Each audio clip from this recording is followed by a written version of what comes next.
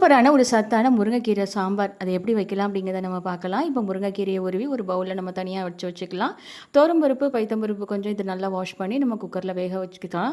இது கூட மஞ்சத்தூள், ஜீரகம், வெந்தயம், கொஞ்சம் மிளகு இது எல்லாத்தையும் போட்டுக்கலாம். இது கூட வெங்காயம், தக்காளி, பச்சை மிளகாய், பூண்டு, பெருங்காயத்தூள் போட்டு இதை 2 விசில் வச்சு நம்ம தனியாக எடுத்துக்கலாம். இதுக்கு இப்போ பாத்திரத்தில் எண்ணெய் ஊற்றிக்கலாம். கடுகு, வெந்தயம், ஜீரகம், பட்டை மிளகாய், கருவேப்பிலை, வெங்காயம் இது எல்லாத்தையும் நல்லா வதக்கி விட்டுட்டு இது கூட உப்பு அளவு போட்டுக்கலாம்.